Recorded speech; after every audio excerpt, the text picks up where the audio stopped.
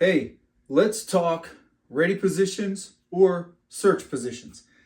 Now, when I went through the police academy, all of my instructors were gun sight adjunct instructors.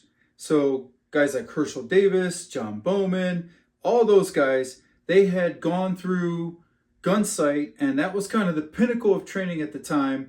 Gun sight was the mecca, right? Colonel Cooper, all those guys. And they taught what was called the hunt, or what some would refer to as the low ready. Remember, we were talking about from a weaver position. This is back in the 90s for me. And they were teaching us basically a weaver. The weaver, to start in, you're pointed in. And now don't pay attention to my hands or anything like that, but your arms would be kind of like this position here, where one arm is kind of straight and the other arm is bent with the elbow pointed to the deck, and you're applying isometric tension to the pistol. Now, the search position would be to collapse or lower your support side arm or your left arm until it touched your body. And that was kind of the rule of thumb. That was the way that we knew we were in what was called the hunt or in the ready. You would come down to the ready, up, fire your rounds, back down to the ready or the hunt. Now, that was good, man. That was legit. And it served a lot of guys very well before I became involved with police work and after. There was a lot of guys that went through and they learned that method of hunting or being at the ready or a low ready position, and it served them well. Not much I can say about that other than just the historical value and providing context for my progression through things. Then I went through a few schools after that were based in modern isosceles. Now, modern isosceles, of course, is elbows, everything's symmetrical. You kind of got the same bend in both elbows. You're kind of relaxed, shoulders are down, all that good stuff. This isn't about that. But what I want to talk about is the ready gun position, which most of those schools would teach, which was to collapse the elbows back, common denominator, right? You bring the elbow or the triceps back to the body. So my elbows, my triceps would collapse back to the body. The gun stays up in the peripheral vision or the field of vision. And from here, you would punch out. And this would be your ready position. And then you would punch out. Now, there were other schools that taught from extension, you just lower to the feet or the bottom of the target stand. And that's your low ready. And then you would come up and then back down. And you would come up. That's 3 ready or search positions. Ways to move through a house if you're trying to search. Now you have to remember the context, right? We're not in a team. We're not in a military operation or anything like that. We're talking young police officers, cadets, rookies, boots, whatever you want to call them. And we are searching a house or a building, typically a large building at night, on a burglar alarm call. I'm moving through an industrial space or sometimes an office space, car dealership. Searched a few of those where the last guy out or the last gal out, they armed the alarm, but they didn't lock the door. And the wind, or maybe somebody just looky-loos, people looking at cars, and they come up and they pull on a door and then the alarm goes off and they're like, oh crap. We would have to search these buildings and secure them and then call out a key holder, meaning somebody who could come lock the building and make sure everything's the way it should be before we clear out of there. Now, moving through those buildings with another police officer, sometimes you would run into cleaning crews. Sometimes you'd run into burglars. That sure did happen. But you would also run into cleaning crews, guys that were working back in an office somewhere and the building got locked and them moving around set it off and they don't even know that the alarm has gone off. Different circumstances like that. Now, the last thing I want to do is come around a cubicle, sights up in my line of sight, searching through my sights, and guy pops out. Now, I can't see really even the bottom of the stand that the camera, the iPhone is set on. I can't really see it when I do this. I definitely am not going to be able to see a person when I come around the corner on them, if their hands are down here or they're holding something, books, papers, I had that. A guy came around the corner. We both surprised, scared the crap out of each other. I was searching fortunately, searching at the low ready. It was kind of here. And I was searching and I come around the corner and I see him and he turns around just as I see him. And as he turns around, his hands are down, but he's holding what could look like this. But he was not. He was holding papers and all this, trying to move from desk to desk. He was actually moving from his cubicle to another cubicle. Long story, but bottom line is, if I'd have been up like this and startled, scared, get on the trigger, make a bad decision, not good for everybody involved. I have searched a lot of buildings in that context from this or from this. Typically one hand, collapse back in here, one hand so that I can manipulate doors, door handles, doorknobs, kind of turn light switches on because why not? And typically I will collapse my elbow back into my body, my tricep touches my chest, the pistol, the muzzle is up, I'm not muzzling anybody. So the Claude Warner likes to say that you can violate one gun safety principle, but you can't violate more than two. If I'm pointing in and my finger migrates to the trigger, we're going to have a problem.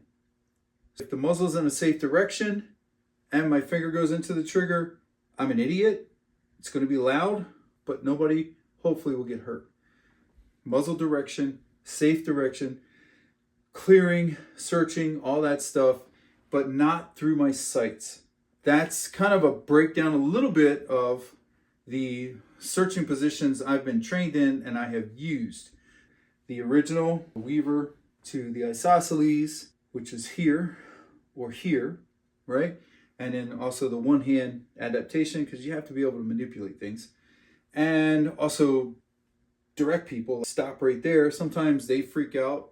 Like I said, I've found people on searches, scared the crap out of them, scared the crap out of me, but I've been able to like check them, hold them back so that nothing bad happened. We didn't have an incident, and able to secure them while holstering and then verify who they are, all that good stuff.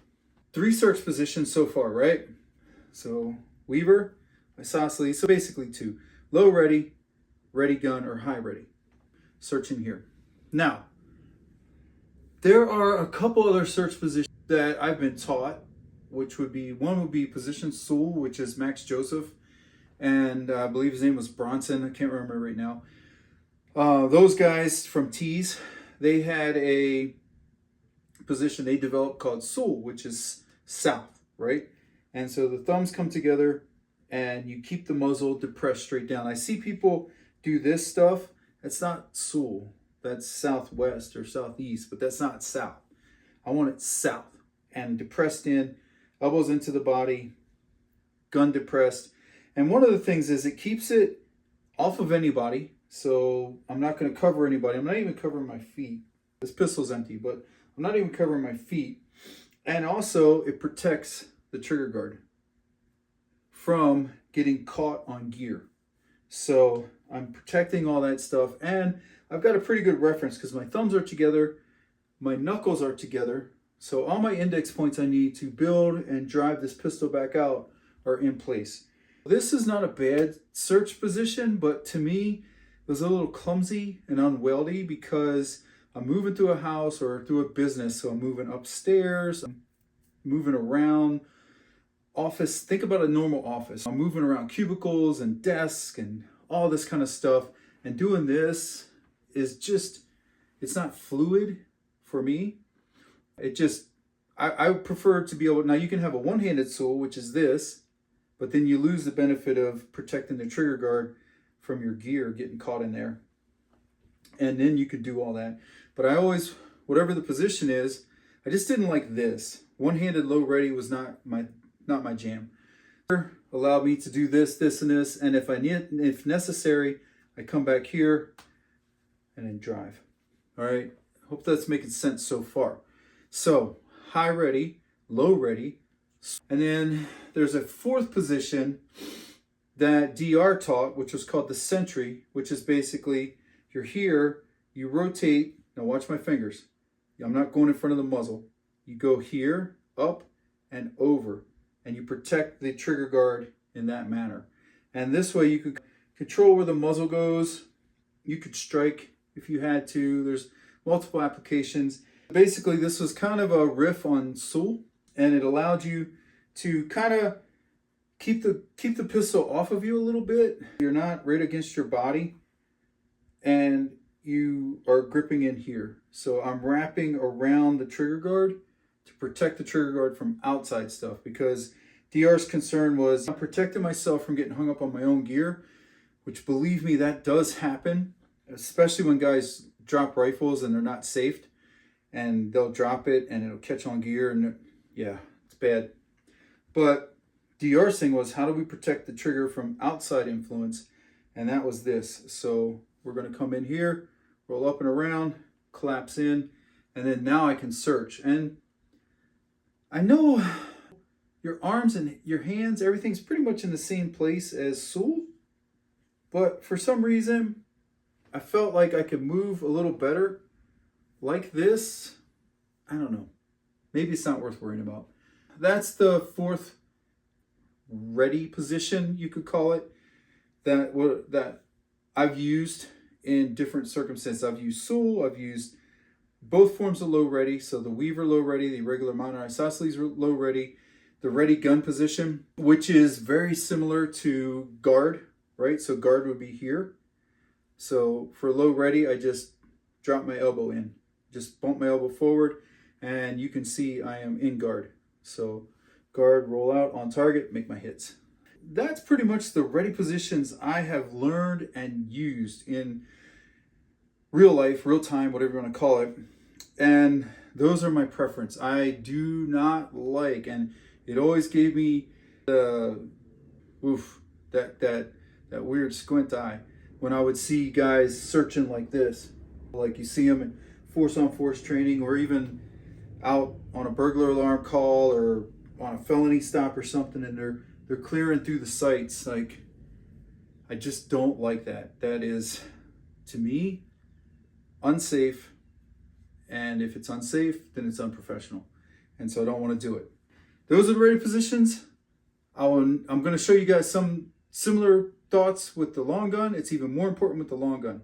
All right, so let's talk about the long gun. Now, regarding context, my context is, at this point in my life, my house. If I have to search my house, something goes bump, there's a crash, something of that nature, I have to search my house. I want to do it in a way that's safe, because shooting your neighbor, your kid, your spouse, there's 100 things that can go wrong when you're searching through the sights and you get startled and you get on the trigger when you shouldn't, or grasp reflex, you stumble and you grab the trigger. If the thing is oriented in a safe direction, the muzzle's pointed in a safe direction, you're not going to have an issue. You're going to have a loud noise, and you're going to have a hole in your floor or your ceiling, but you're not going to have an injured person. It's really important. So with the long gun, again, the context is I'm not going out of my house. I'm not going into somebody else's house. None of that is happening now. I'm in my house. I just want to make sure everything's good. I don't want to call the police every time there's a bump in the night or a noise. I want to have the ability to search my own home and then determine, like, oh, I should probably call the police. With the long gun, similar to the pistol, a couple ready positions that I learned.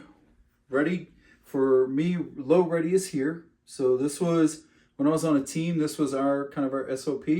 We all ran from low ready, and it was right about here, so about a 45-degree angle. If someone was room distance away from you, the muzzle would be oriented in front of their feet. So when you come up, you would be at their feet, come up. And that gave you plenty of time to make a good decision. Maybe they get a round off first, but It's the nature of the business. I would rather make a good decision, even if it's a little bit behind, than a wrong decision ahead, because you can't take that back. And then the other that we learned, obviously, would be the high ready, which is the buttstock tucked under the arm and the muzzle in the eye line. And the reason we decided not to go with this is because of right now, I can't see the stand that's holding the camera because of everything from the rifle. It's in the way. I'm not going to be able to see someone's hands if they're down around their waist, or if they're digging in their pockets or in their waistband. I can't see them. And so I don't want to make a wrong decision. I would rather be down here, and now I can see everything I need to see. I can scan the whole body, the hands, their demeanor, and their immediate surroundings, and decide, is there a threat? What do I need to do about that threat? Some thoughts on ready positions, search positions. Again, my context is different than it would have been in 2017, 2016. Nowadays, I'm just an old retired guy, and my concern is how to search my house safely, and also how to train the people that come to me, how to teach them how to search their house safely. Not one-man CQB, nothing high speed, nothing. I'm not pretending any of that stuff.